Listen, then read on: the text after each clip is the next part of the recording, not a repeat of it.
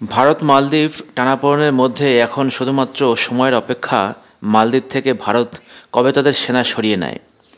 বিপদের সময় ভারতীয় সেনাকে মালদ্বীপ যেতে হয়েছিল, মালদ্বীপকে সাহায্য করেছিল। নাহলে শ্রীলঙ্কার জঙ্গি গোষ্ঠী তছনছ করে দিত মালদ্বীপের মতো ছোট্ট দ্বীপরাষ্ট্রকে। কিন্তু সেই উপকার মনে রাখেননি মালদ্বীপের নতুন প্রেসিডেন্ট মোহাম্মদ মইজ্জু। বিপদের সময় দাঁড়িয়েছিল এই ভারত, আরও সঠিকভাবে বললে ভারতীয় সেনা।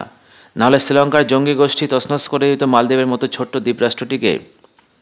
উল্টে নির্বাচন শুরু থেকেই ইন্ডিয়া আউট নামে প্রচার শুরু করেছিলেন চীনপ্রেমী মইজ্জু। তবে কেন এই প্রচার করেছিলেন মইজ্জু, জানতে গেলে একটু পেছন দিকে যেতে হবে। 2009 সালে মালদ্বীপকে হেলিকপ্টার উপহার দেয় ভারত। পরে আরও কিছু যুদ্ধবিমান উপহার দেওয়া হয়। এই বিমানগুলির রক্ষণাবেক্ষণ ও মালদ্বীপের সেনাকে প্রশিক্ষণ দেওয়ার জন্যই মোতায়েন হয়েছিল 75 জন ভারতীয় সেনা।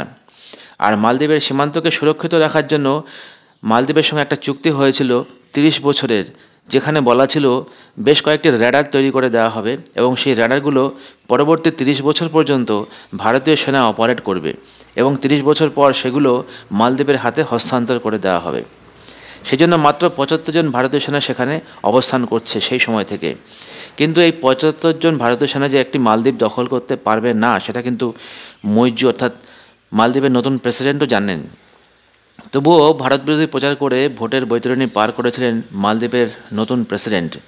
যে ভারতীয় সেনা একসময় পাশে দাঁড়িয়েছিল মালদ্বীপের, সেই ভারতীয় সেনাকেই নির্বাচনী প্রচারে বিদেশি সেনা বলে অভিহিত করেছিল বর্তমান প্রেসিডেন্ট।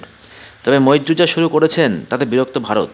সূত্রের খবর, ভারত কার্যত সিদ্ধান্তই নিয়েছে আগামী ফেব্রুয়ারি মাসেই ভারতীয় সেনা প্রত্যাহার করানো হবে মালদ্বীপ থেকে।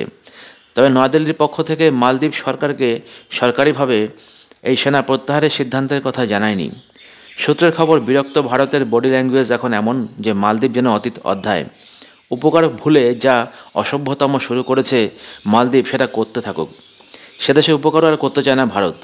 নয়াদিল্লির বডি ল্যাঙ্গুয়েজ এমন যে উপকার মনে রাখে না, তার সাথে কোনো সম্পর্ক নয়। তাই সেনা প্রত্যাহার শুধু সময়ের অপেক্ষা। ফেব্রুয়ারি মাসের শুরুতেই এই প্রক্রিয়া শেষ হয়ে যাবে বলে সূত্রের খবর।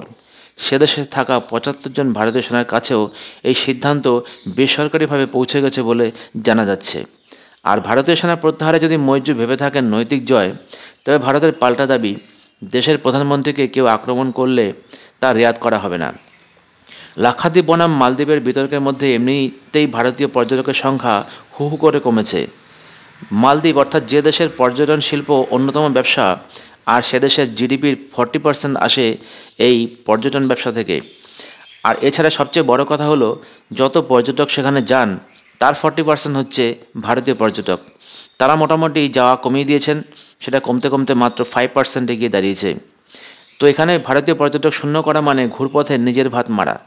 তা মইজ্জু তা বুঝতে পারছেন কিনা সেটা আর কেউ জানে না। তবে ভবিষ্যতে এমন একটা পরিস্থিতি আসতে চলেছে, মইজ্জু সম্ভবত ভারতীয় সেনা সরিয়ে সেখানে চীনের সেনা মোতায়েন করার অনুমতি দেবেন এবং চীনের সেনা সেখান থেকে ঘাঁটি গেড়ে যদি ভারতের উপরে কিছু বেকায়দা কিছু করতে থাকে, অর্থাৎ নজরদারি ইত্যাদি করতে থাকে, তাহলে ভবিষ্যতে এই সংঘাত কিন্তু আরও দৃঢ় জায়গায় পৌঁছবে বলে মনে করা যাচ্ছে।